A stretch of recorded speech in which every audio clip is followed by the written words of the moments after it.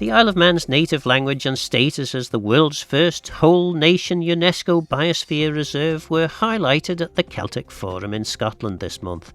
It was the first time the Isle of Man has attended the forum, which brings together Celtic regions to collaborate on shared interests. Education Minister Daphne Caine joins me in the studio to tell us more. Celtic Forum was started between the Celtic nations getting together to share learning, common goals, and a lot on the native languages of all the individual places as well, and making those connections for the greater good and strengthening of all those Celtic nations and the output. They had a Rennes agreement when they met 3 years ago in Brittany. The Isle of Man wasn't involved at that point. This was the first time the Isle of Man was invited to attend. It was hosted by Scotland. The Scottish First Minister, John Swinney, joined us at the lunch break, and then the round table was chaired by the Minister for External Affairs and Culture, Angus Robertson, MSP. And it always seems to come as a complete surprise to people from the Isle of Man who perhaps haven't been engaged like I am in various pan-Celtic cultural movements. It always seems to come as a surprise how interested the Irish, the Scots, the Welsh, the Bretons are in what we do here. Absolutely. We had representatives from all those places, Brittany and also Galicia, and the conversations and the similarities between various ambitions, particularly, for instance, Cornwall, was, the leader of the council down there, who's very interested in devolution, Lee Frost, was also particularly interested in how the Isle of Man has revived Manx Gaelic, how we have a Manx Gaelic school, the Bun School, and how we are now numbering over 2,000 speakers of the language, along with the ambition, according to our strategy, to grow that to 5,000 Manx speakers by the sort of 2030s. So there were a lot of similarities and hopefully a lot of possibility for cultural exchange. So one of the big things that we spoke about was how many of us back in the day, myself included, had a pen friend in France or various other places,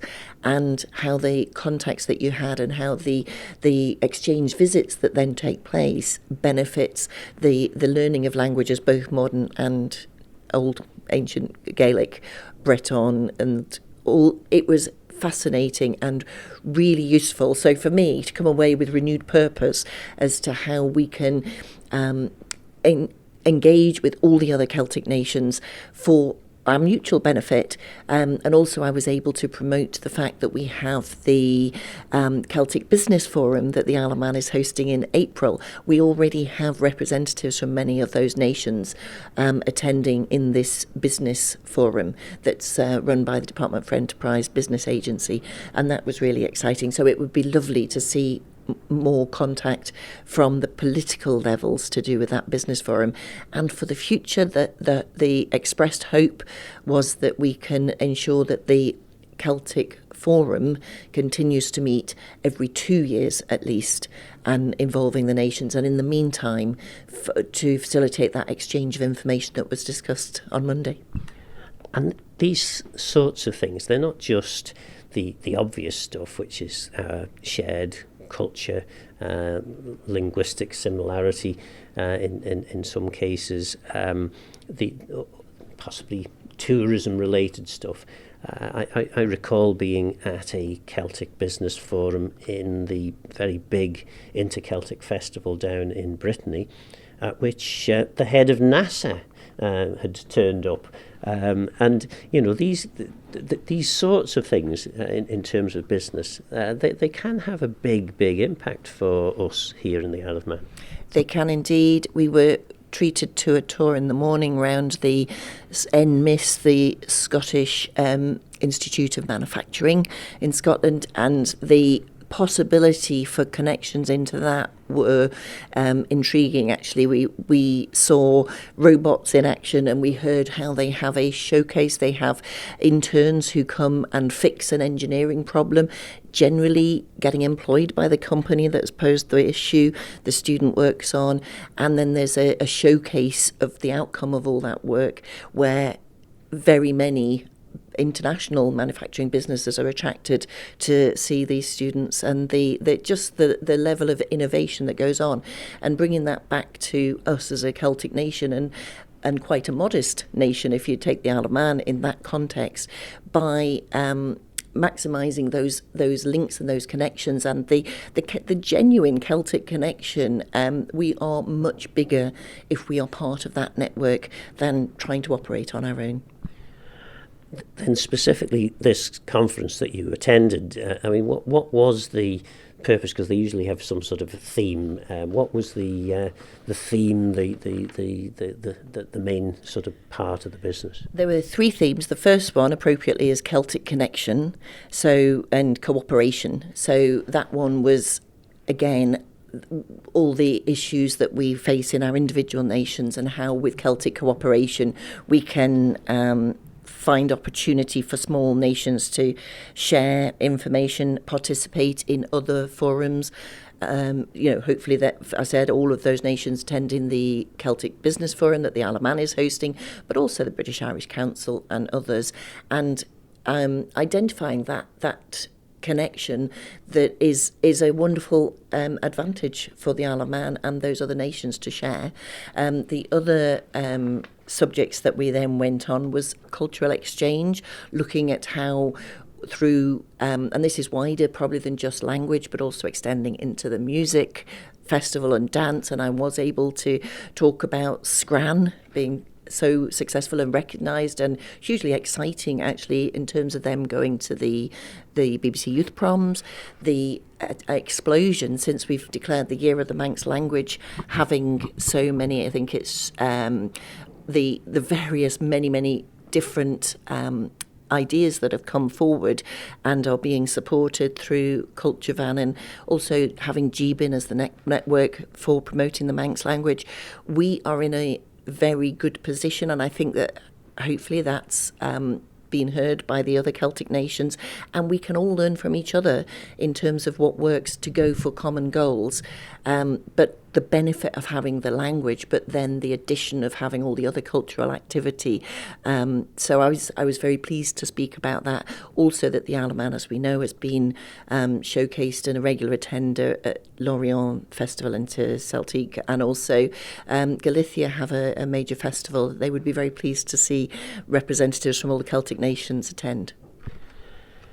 So then, I can imagine that there will be people listening and they'll be saying, well, this is all well and good. The minister's had a great trip away. What do we actually get out of this? What tangible benefits are we going to see as a result of this? Well, I will be feeding back. I haven't actually reported back to my department yet. You're ahead of that.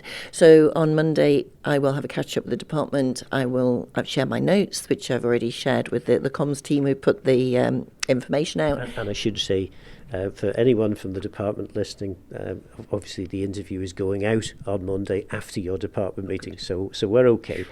Well, that's good. I hope I don't upset anybody by preempting. But obviously, the possibilities for exchange.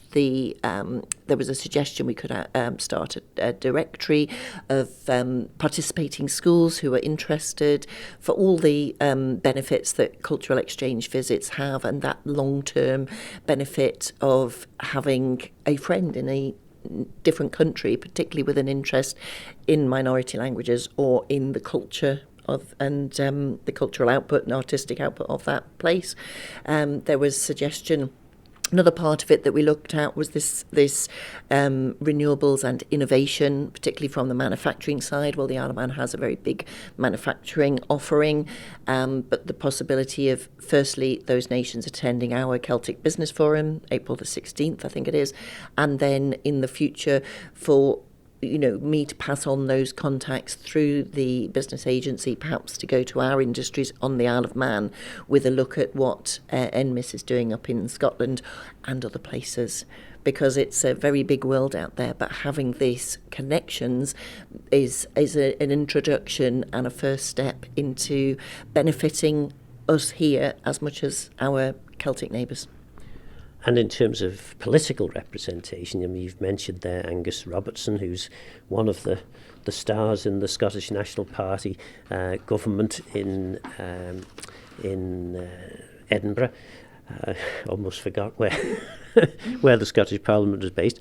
What other politicians? I mean, I think you mentioned the chair of the Cornish County Council, but who else was there? So we've had Lee Frost from Cornwall. We had, he's the leader of the council. We had representatives from Galicia. So we had the Director General of EU Foreign Affairs, Jesus Gamalo Aller. I don't know if I'm pronouncing this properly, and their external relations representative as well. Jerry O'Donovan was the Consul General, who's based in Edinburgh for Ireland. We had Rebecca Evans, the Cabinet Secretary for Economy, Energy and Planning from Wales. We had 2 representatives from Brittany, President of the Regional Council, and also the Vice President came along. And we had Angus Robertson and chairing it on behalf of the Scottish Parliament, who were hosting it. And then we saw the Scottish First Minister, John Swinney, who was very interested in all the activity, all the visit that we'd experienced, and just the fact that we'd managed to come together to hold the second Celtic Forum and hopefully get our date in the diary so that this can continue and build on the connections that have been made and the innovation hopefully that will follow. Because, of course, those political connections are really quite important, because obviously the Isle of Man takes part in the British-Irish Council. There are probably more Celtic nations in the British-Irish Council than there are non-Celtic nations. So, the more that you can work collaboratively outside of that British-Irish Council is the more likely you're going to get your way when you have discussions inside. Yeah, having this kind of connection, because it's deeply rooted in our heritage, our culture, our language. I think it's at a deeper level than meeting politically. We share common interests. We have historical links as well between all those nations. And to hear what other Celtic nations are doing, especially to promote their minority languages, and I just felt that, it is inspiring how much we can all benefit by working together. We are much bigger than the sum of our parts when we really come together. It can only be of benefit, and I do hope it carries on. And just as an example of that, in case people are wondering, well, how can this work? Because if you make a film for children's TV in Irish, how's that going to be any use to us in terms of Manx, or indeed the Scottish government in terms of Scots Gaelic? And of course the way these things work is often the production of the thing, of the filmed unit, whether that's a cartoon or a trip out into the countryside, whatever it might be, it is only that's a big part of the cost. Dubbing into a different language is a relatively cheap element of things to do. So that kind of sharing, particularly in the Manx context, where we couldn't really conceive of producing much by way of quality video for children learning Manx, that's the sort of thing perhaps that can develop out of these connections. Absolutely. You've actually touched on one of the themes that emerged from the discussions, because Scotland have put screen studies as a central part of their schooling now, from primary all the way through secondary. So I think it's Screen Scotland, there's a full syllabus on their website, but the importance of modern medium for promoting minority languages, the culture, the heritage, the history, and telling stories, and the availability of that for other nations. It was very useful for me, for looking from a Manx perspective, because actually I had a very big involvement in the film industry back around the late 90s and early noughties. I actually got my equity card from all the parts that I was managed to get signed to play, and had an absolute ball for several years. But the benefit, I mean, we know from Waking Ned, but from all the buzz of that activity, and even if it isn't in the Manx language, the possibility, like you've mentioned, of translating it, of dubbing it can be in any language. But actually, coincidentally, on the Monday, I'd just had flashed up on my feed that there was the premiere of Dave Armstrong's new Celtic film noir Catch. That was actually the time we were sitting down round our round table. That film was screening on the Isle of Man, so I really hope I'll be able to see that sometime. There is an amazing amount of wealth of talent in playwriting. There's loads of original plays being written for the One Act Festival. There is the strength of the Isle of Man output in terms of its musical theatre is astonishing constantly to me. But the wealth of talent that we have on the island, whether it's in Scran, whether it's in filmmaking, there's also Ben Desmond who's doing his short films, and he's got that beautiful one of The More the Do that he's now touring around festivals. So this is all fantastic output for the Isle of Man, and in fact the one of the themes that emerged actually was that screen in particular as an artistic medium was an exciting prospect that again goes across all the Celtic nations, and we can all be supportive of each other. And I will declare an interest here as chair of the governors of the Bunskull, Gaelgach and St John's. Of course, the Bunskull won an award in the Scottish Gaelic schools film competition. Well, which is wonderful. Exactly. And also it's the Bunskull who managed to get the designation of the language changed, because obviously there's a whole community growing up speaking and learning in the Manx language, and that can only benefit us later on. I'd also say that when I've visited Bunskull and Bunskull events, I'm always blown away by the standard of the singing and the composition, and so the artistic benefits, I suppose, of having that Manx language as the basis, but the endless possibilities of how that develops and the artistic output of those young people in the future. It's just wonderful to see. And I come back to again Scran and the folk dancing, because we also have the folk dancing awards. It's all part of the big picture, and I think it's a pretty lovely picture. We'll move on then, because obviously you're not only Department of Culture, you're also Education, and there's been a few issues of late that have been hitting the headlines. The encouraging news that all the 4 Southern members were keen to brag about, which was the position with regards to Castle Rushen High School.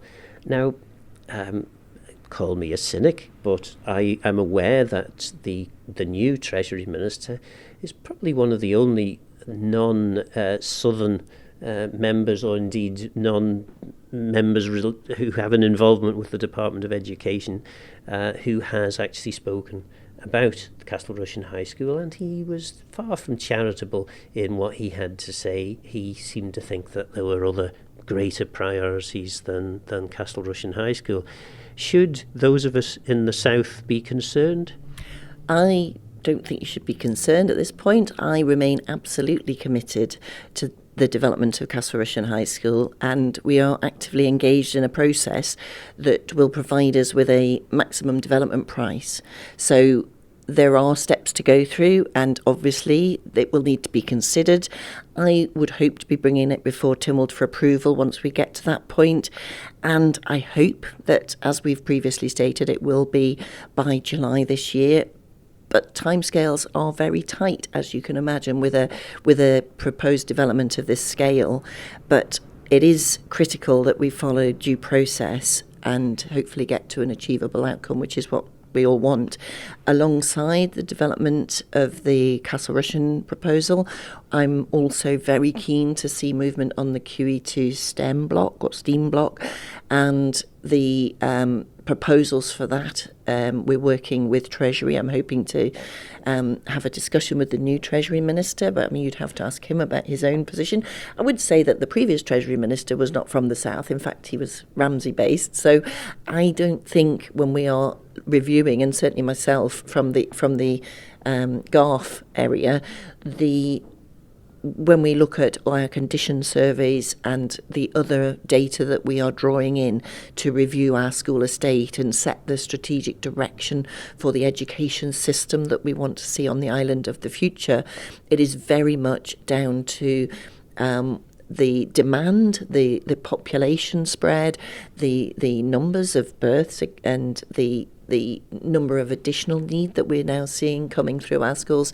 But as I have recently put out that paper that we were asked to do as a result of the Tynwald debate, and I'm very pleased that we have this big step forward in identification that the Park Road site absolutely should remain as a school development, and in fact that the possibility there that will now start at the same process that we have already been through to a large extent for Castle Rushen and certainly for QE2 STEM block, and will develop from the development funding to draw up design and get the integrated consultancy team, design team on board to work up what is needed there.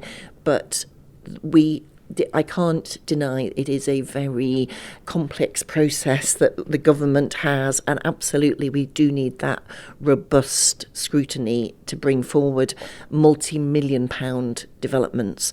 But we all benefit as a community from having the investment in education.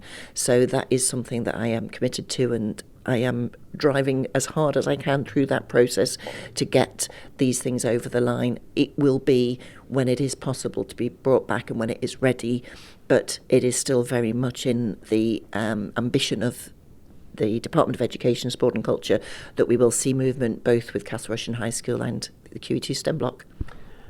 I feel your frustration with the process, and as a former minister I recognise that frustration. At the time, around about this time, just before the last general election, the then Education Minister, Graham Cregeen, was very keen to announce that the new school at Castle Rushen High School would be being delivered in the next 5 years. And here we have the same being said by the current Education Minister, Daphne Caine. How does it take so long? Why do these processes take so long? Because 5 years seems like an awfully long time to consider value for money, best value, and then start delivering. I can't speak for what has gone on previously. I suspect that there were some political differences, and we need to get everybody on the same page in terms of the prioritisation of development. But from an island perspective, and I am not looking at this with any vested constituency interest, I absolutely want good development of the school estate that is fit for purpose both now and into the future. And I just feel, particularly post-COVID, the huge increase, really significant increase in construction costs is what is making it difficult to get things over the line, because even stripping out nice-to-haves or design ideals, the cost of delivering these projects is ever more going up and up and up. And I just feel that there comes a point where you have to bite the bullet and press go, because if it is delayed for another year, 2 years, 5 years, that price is only going to go one way. And we, as an island, we deserve the investment, not only in the school estate, but our other infrastructure. And the problem is in terms of the cost of that. So the prioritisation has to be across the island. But if you look at how much investment in schools, well, obviously maintenance is ongoing, I think that we are going to be playing catch up in terms of the amount of investment that is needed in our school estate for the next few years. And very briefly, you mentioned the additional educational needs, and we were almost at the end of the programme now, but that in itself is a huge challenge for the department to meet, isn't it? It is, because there is a lot of additional need that is coming through, and the schools are very good at adapting to that.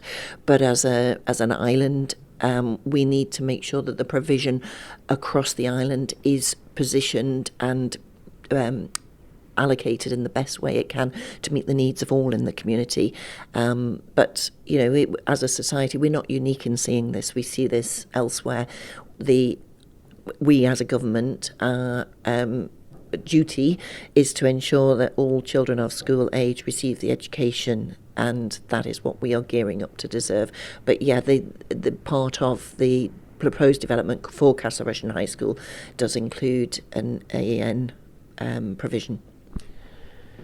Why is this? I mean, because it does appear to be becoming a big problem. Why is this problem getting so big?